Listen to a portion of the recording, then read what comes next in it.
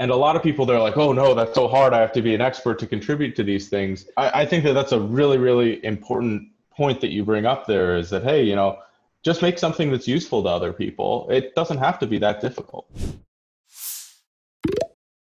How did you become the first 3-time and 4-time Kaggle Grandmaster? I Oh, think to narrow it down a little bit, I think something that would be really interesting to people is like time commitment, for example, hmm. or how many competitions you felt like you had to answer, or how often you felt you had to brush up your skills and contribute to the community. I think 3, 4 years ago, there were no categories like Grandmaster. I don't even remember what kind of categories were there. I think there was Master level. So when they introduced the new categories, I automatically became competitions Grandmaster. So I was satisfying all the criteria that they had. And the most difficult one is having a solo gold medal. So that's like one of the most difficult ones. So I had all those things, and I was competition grandmaster then.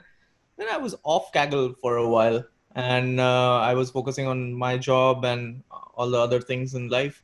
And then I thought it's high time because my rank had dropped from I had a world rank of 3, and it dropped to 180.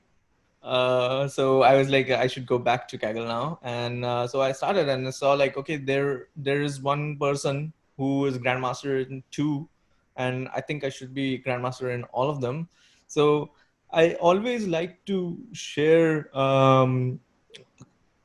kernels. So before there were kernels on Kaggle, I would share it on discussions and attach a Python script, and I always used to call it beating the benchmark.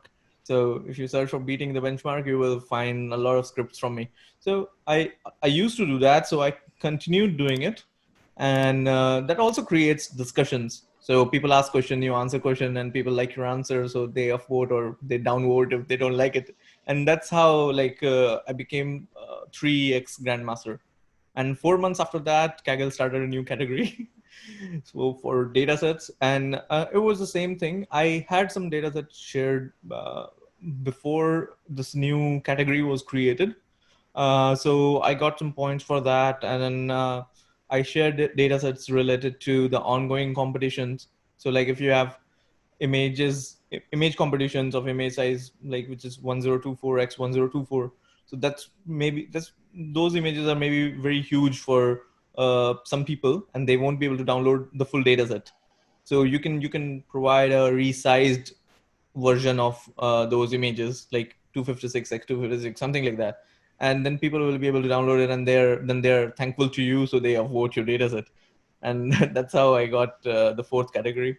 Interesting. Well, so that's something I've heard from a couple people is that, you know, contributing to communities is often not as hard as you think, right? I mean, you can take something that's already existing and, effectively reshape it so that it's more usable to other people.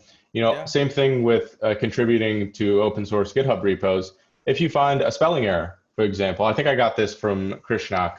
If you find a spelling error, you can go in and make the changes there. You can merge it, whatever it is, and you're a contributor, right? You You you are, you've yeah. made an impact, and even if it's a small change, even if it's like a wording change, in my book, an employer's book, that still counts.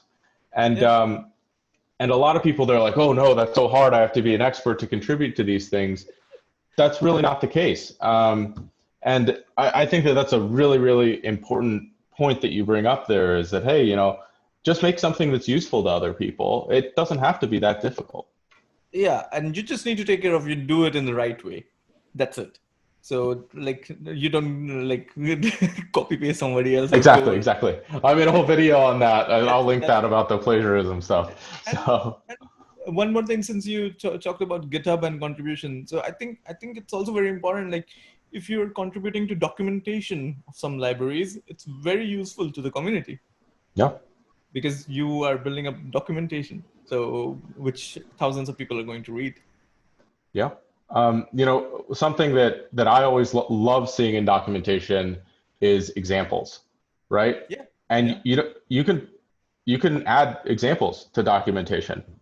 That'll really help people, right? that would really help. Yeah. Yeah, and so I mean, that's another way. You don't have to know anything about the underlying infrastructure. If you can implement it, you can provide an example. You can have a feature tuning example. You can have some of these things.